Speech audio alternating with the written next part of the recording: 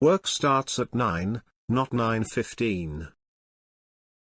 Many years ago, I used to work as a web developer at a medical center where the types of people in the org were, let's say, tenured. Many comfortable people who have been working there for 8+ years. Not the least of all was our manager, who had been there for 20+ years and fancied herself a dictator. I was the youngest there, followed by the other developer. Engineering was a team of 2, myself included. We had content creators, support people, designers, etc. But the engineering was just me and this other person. We'll call her Lucy. Lucy and I would show up around the same time every day between 9 and 9:30.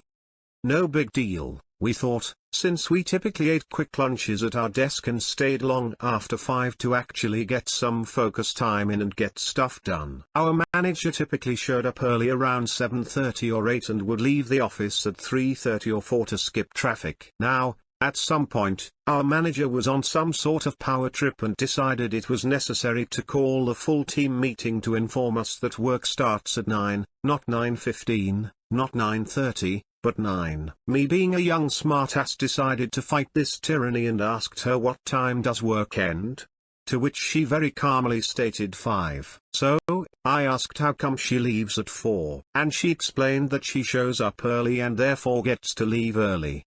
I was on autopilot because the next thing I said was, but I thought work starts at 9, so how come you show up early? She explained that she's made a special arrangement with the higher-ups and therefore she is exempt from the rule. So, Lucy and I dropped it, but we decided to show up exactly at 9 every day, take a full hour for lunch, and leave exactly at 5.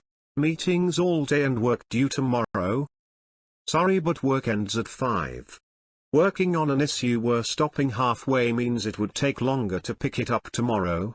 Sorry, but work ends at 5. About a month of this and our backlog is piling up, our clients are complaining, and my manager is fuming at our reduced output. She sits us down and asks us why this is happening. We calmly explain that with meetings, an hour lunch, and work starting at 9 and ending at 5, there's just not enough time in the day to get stuff done. She dropped the policy the next day and instead issued a core hours policy of 10 to 3 where everyone is expected to be in the office then. Now to the comments. The bonus of a core hours policy is that it cuts down on meetings outside the core hours. I kind of forced a previous manager into this. He said as long as our hours were relatively consistent and we worked 8 hours plus a 1-hour lunch, we could set our own hours. So, I started showing up at 6:15 a.m., well before the rest of my team, and leaving promptly at 3:15. If he really had to set a meeting outside of those hours, he knew he had to let me know at least the day before. Otherwise I'd be grumpy and working extra hours for free. Meetings never finished after 3 for the rest of the time I worked there. I have a similar arrange with my bosses. My wife is a teacher, so it's nice getting off about the same time she does every day. I used to tell my staff the core hours were 10 to 3, and they were expected to work 8 hours. Beyond that, as long as they attend meetings and get their work done, I wasn't going to micromanage their arrival and departure. Sometimes buses are late. Sometimes they sleep in. Just leave 8 hours after you get here. I'll only start auditing their time if they give me reason to. Edit. Thank you for the awards and the kind and supportive comments. It really means a lot to me. I like your style. I'll be honest, some of it was I hate being micromanaged and some of it was sheer laziness. Micromanaging just sounds exhausting. Essentially this is called work to rule. In the UK there are a few places where you are not allowed to strike by law, emergency services mostly, so instead of striking, these guys follow every rule to the absolute letter and without fail. It makes everyone suffer, which is pretty much the point. I think it's a great way to make your employer truly know just how much extra you really get from your employees sometimes.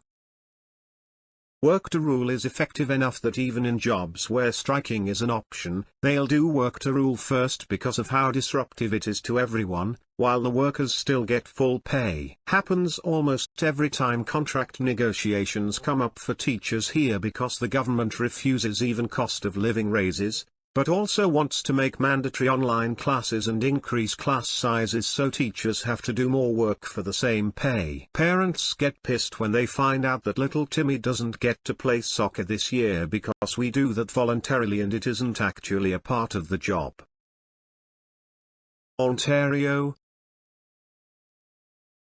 Stupid is as stupid does. When I was in those shoes, two things. Core business hours, 10 to 3, so we had overlap with our customers, many of whom worked alternate work schedules, 6 to 2:30 etc. Work gets done. I had morning people, night owls. Some folks did 4x10s with prior discussion. Work got done.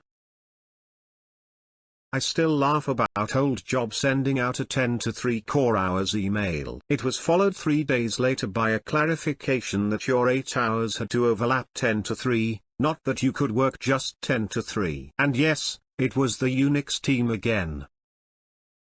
Way too many jobs focus on the number of hours you're putting in rather than the actual results. I hope that industries, especially office work, will get away from that.